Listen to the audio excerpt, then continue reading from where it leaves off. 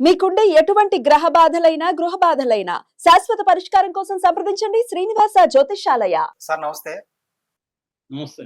Sir కుకట్పల్లిలో ఎంత దారుణం జరిగిందో మనం చూసాం.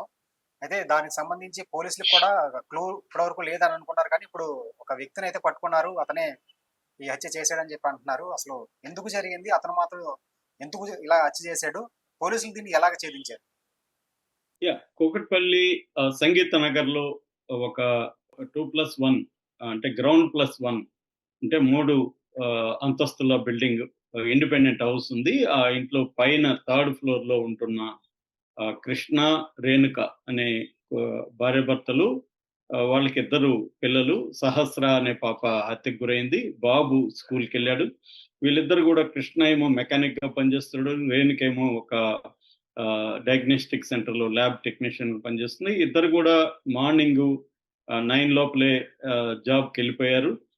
బాబుని గూడా తీసుకెళ్ళి స్కూల్‌కెళ్ళిపోయారు. ఆ తర్వాత కృష్ణ మధ్యాహ్నం 12:30 గంటలకి బాబుకి టిఫిన్ క్యారియర్ తీసుకుపోవడానికి ఇంటికొచ్చినప్పుడు ఆ అమ్మాయి రక్తపు మడుగులో ఉండడం చూసి కేకలేయడం, పక్కనోళ్ళంతా రావడం, ఆ తర్వాత 108కి ఫోన్ చేయడం, పోలీసులు వచ్చి పోలీస్ డాగ్స్, క్లూస్ టీము ఇవన్నీ వచ్చారు. డాగ్ అక్కడి నుంచి వెళ్ళి సాయిబాబా టెంపుల్ దగ్గర ఆగిపోయింది. ఆ తర్వాత క్లూస్ ఏమీ వీళ్ళకి దొరకలేదు. తర్వాత తల్లిదండ్రులు తో మాట్లాడినప్పుడు వాళ్ళు ఎవరు చేశారనే దానికి వాళ్ళు గూడా ఏం చెప్పలేకపోతున్నారు. ఫస్ట్ దొంగల పనేమన్నా అయ్యుండొచ్చు అనుకున్నారు. కానీ ఇంట్లో నుంచి ఏమి దొంగతనం జరగలేదు. ఆ తర్వాత ఆర్థిక వ్యవహారాలు గాని, కక్షలు గాని వీళ్ళకేమన్నా ఉన్నాయా అనే కోణంలోంచి పోలీసులు చేశారు. దాని తర్వాత చేతబడి యాంగిల్ నుంచి కూడా ఆలోచించారు పోలీసులు. ఆహ్, అట్లాగే రేప్ అటెంప్ట్ ఏమన్నా జరిగిందా అనే కోణం నుంచి కూడా ఆలోచించారు. ఈ లోపల పోస్ట్‌మార్టంకి పంపించారు. ఎస్ఎఫ్ఎల్‌కి పంపించారు. క్లూస్ టీమ్ కలెక్ట్ చేసింది. పోస్ట్‌మార్టంలో ఏమొచ్చిందంటే మొత్తం 20 కత్తిపోట్లు ఆ బాలిక మీద ఉన్నాయి. మెడ మీద 15 కత్తిపోట్లు, పొట్టలో ఒక 5 కత్తిపోట్లు ఉన్నట్టుగా గుర్తించారు. సో, అక్కడ ఆ బిల్డింగ్‌కైతే సీసీటీవీ లేదు. ఓనర్ గూడా కిందనే ఉంటారు. సీసీటీవీ పెట్టించలేదు. అతనికి ఆరోగ్యం సరిగ్గా లేకపోవడం, ఆర్థిక ఇబ్బందుల వల్ల సీసీటీవీ పెట్టించలేదు. త్వరలోనే పెట్టించాలని గూడా డిస్కషన్ జరిగిందని ఓనరు ఆవిడ మీడియాతో చెప్పింది. అట్లాగే ఆ పక్కన గూడా ఆ వీధులు మొత్తం గూడా అంతా గూడా చిన్న చిన్న ఇండ్లు ఉన్న కాలనీ అది. అక్కడంతా గూడా ఎక్కడ ఓన్లీ 2 బిల్డింగుల్లో మాత్రమే సీసీటీవీలున్నాయి. మిగతా 2, 3 చోట్ల ఉన్నాయి గానీ అవి పనిచేయట్లేదు. పేరుకి అలా పెట్టారు. ఈ మధ్య చాలా చోట్లేందంటే పోలీసులు గట్టిగా చెప్తున్నారు. కంపల్సరీ సీసీటీవీలు పెట్టుకోవాలి మీరని. అందుకని పోలీసులు ఇప్పుడు ఊరికే పెడుతున్నారు గానీ అవి ఫంక్షన్‌లో ఉండట్లేదనమాట.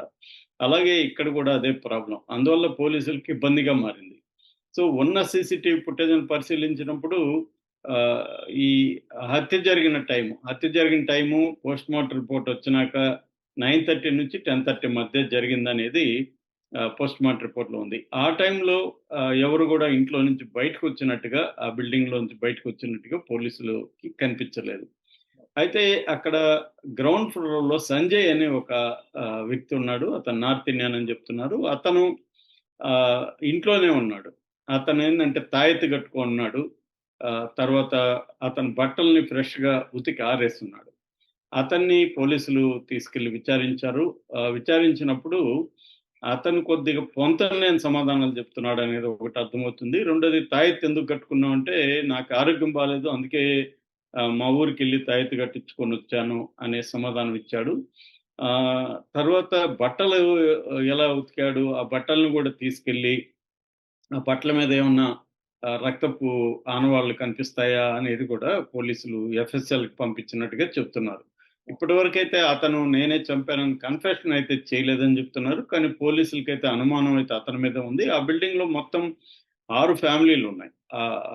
మొత్తం 6 ఇండ్లున్నాయి. ఆ 6 ఇళ్లల్లో వాళ్ళని కూడా తీసుకెళ్లారు. మిగతా అంటే వీళ్ళొక ఇంట్లో ఉంటే మిగతా 5 ఇండ్లల్లో వాళ్ళని కూడా తీసుకెళ్ళి ప్రశ్నించారు. ఎవరి మీద అనుమానం రావట్లేదు గానీ, ఈ అబ్బాయి మీద మాత్రమే, సంజయ్ మీద మాత్రమే అనుమానం ఉంది. అయితే ఇంట్లో వాళ్ళు ఆ బిల్డింగ్‌లో ఉండేవాళ్ళు ఎవరు గూడా సంజయ్ మీద అనుమానం వ్యక్తం చేయట్లేదు. అతనికి భార్య బిడ్డలున్నారు. భార్య ఉద్యోగానికెళ్ళింది. పిల్లలు గూడా స్కూలుకెళ్లారు. అతను పని దొరకపోవడంతో ఆ రోజు ఇంట్లోనే ఉన్నాడనేది చెప్తున్నారు.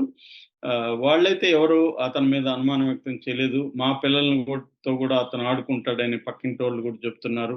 చిన్న బాబుని తీసుకెళ్ళి వాళ్ళ ఇంట్లోనే పెట్టుకుంటారు. వాళ్ళ పిల్లలతో కూడా భోజనం గాని, లేకపోతే స్నాక్స్ గాని పెడతారు. చూసుకుంటారు. ఆ కుర్రాడి మీద మాకైతే అనుమానం లేదు అని వీళ్ళు చెప్తున్నారు. కానీ పోలీసులు డౌట్ ఎవరి పడి అనే కాన్సెప్ట్‌లో ఉంటారు. రెండోది వీళ్ళతో బానే ఉండొచ్చు. ఆ అబ్బాయికి ఆ అమ్మాయి మీద కన్నుండొచ్చు.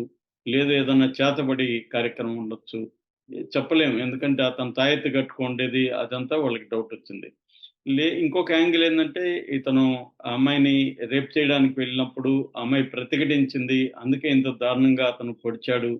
లేకపోతే అంత దారుణంగా పొడవాల్సిన అవసరం లేదు. అంటే 20 కత్తిపోట్లున్నాయంటే కసకస అని కక్షతో పొడిచినట్టుగానే ఉంది. లేదా ఒక భయంతో, ఆందోళనతో అమ్మాయి ఎక్కడ చెప్పేస్తుందో అని, ఆ పెనుగులాటలో నుంచి ఆ అమ్మాయి కేకలు గూడా వేసిందని చెప్తున్నారు. ఆ కేకలు గూడా విన్నాము అనేది పక్కింటోళ్ళు చెప్తున్నారు. కానీ వాళ్ళు ఈ ఇంట్లో నుంచి వచ్చాయి కేకలనేది వాళ్ళు అనుకోలేదు. సో, గమ్ముని ఉండిపోయారు. ఆ తర్వాత వాళ్ళకి అర్థమైంది. ఆ కేకలు ఈ అమ్మాయే వేసిందని. ఎక్కడో వచ్చన్నట్టుగా వాళ్ళు అనుకున్నారు. వాళ్ళు బయటకొచ్చి చెక్ చేసింది గానీ ఏమీ లేదు.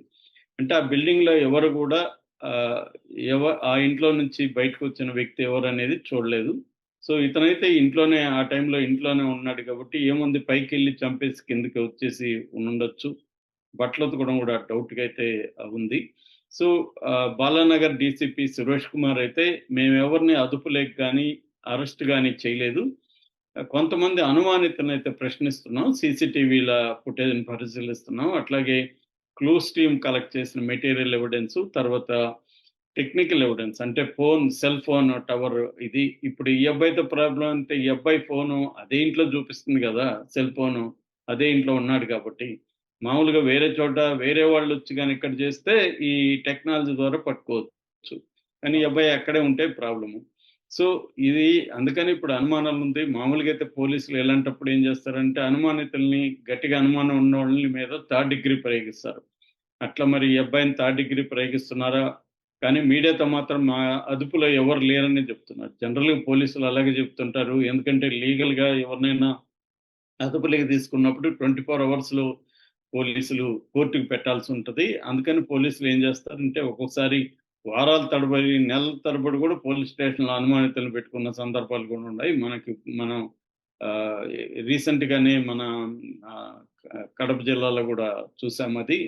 వైష్ణవి హత్య కేసులో, గండిపేట హత్య కేసులో ఆహ్, అతని లోకేష్ అనే వ్యక్తిని ఇప్పటికి గూడా బయటకి వదలలేదని జెప్తున్నారు. కానీ వాళ్ళు మా దగ్గర లేదని గూడా పోలీసులు జెప్తున్నారు.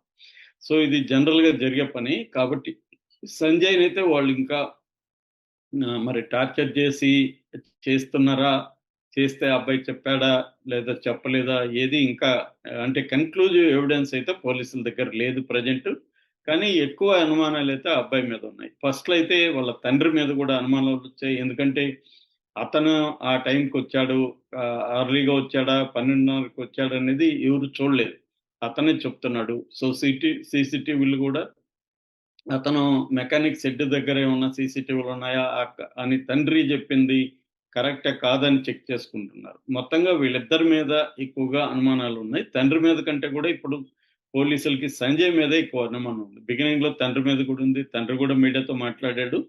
సో, అట్లాగే పొడిచిన వెపన్ పెద్ద కత్తి కాదు అనేది పోస్ట్‌మార్టంలో తేలింది. చిన్న కత్తే అని.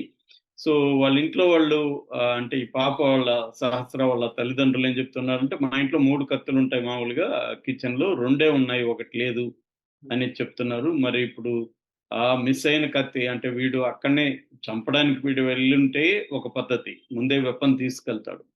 లేనప్పుడు ఏమవుతుంది, అక్కడ రేప్ చేయడానికి వెళ్ళుంటే ఆ అమ్మాయి ప్రతిఘటించినప్పుడు అక్కడ ఉన్న కిచెన్‌లో ఉండే కత్తిని తీసుకొని ఆ అమ్మాయిని పొడిచుండే అవకాశం ఉంది. ఎందుకంటే వాడు భయపడిపోయి ఉండే అవకాశం ఉంది. సో, భయపడిపోయి ఈ అమ్మాయి కేకలేస్తే ఇప్పుడు నేను పట్టుబడతాను కాబట్టి చంపేసి ఎళ్ళిపోదాం అనే ఆలోచన అప్పటి ఆన్ ద స్పాట్‌లో నిర్ణయం తీసుకునే అవకాశం ఉంది. అలాంటప్పుడు ఏందంటే ఒక విచక్షణ జ్ఞానం అనేది కోల్పోతారు మనుషులు. ఆవేశంలో, భయంలో, టెన్షన్‌లో ఏం జేస్తున్నారో తెలియకుండా అప్పటికి ఏమనిపిస్తే దాన్ని ఫాలో అయిపోతారు. సో, అప్పటికి వీడికి ఏమనిపించిందంటే ఈ రేపు అటెంప్ట్ చేశాం కాబట్టి ఆ అమ్మాయి అరుస్తుంది. సో, ఎవరికైనా విని బయటకొస్తే మనం ఇప్పుడు దొరికిపోతాం అని జెప్పి అతను చంపేసి ఉండే అవకాశాలున్నాయి. జనరల్‌గా రేప్ కేసులు చాలా మంది ఇలాగే చంపేసిన సందర్భాలు ఉన్నాయి. కాబట్టి పోలీసులు అయితే ఇప్పుడు సమగ్ర సమాచారం దొరికినాక మాత్రమే అనౌన్స్ చేసే అవకాశం ఉంది. ఇప్పుడు 5 టీములు దీని మీద పనిచేస్తున్నాయని చెప్తున్నారు. సో నాకు తెలిసి ఈ రోజు ఈవినింగ్ లోపల కొలిక్కి వచ్చే అవకాశం ఉంది. Thank you sir.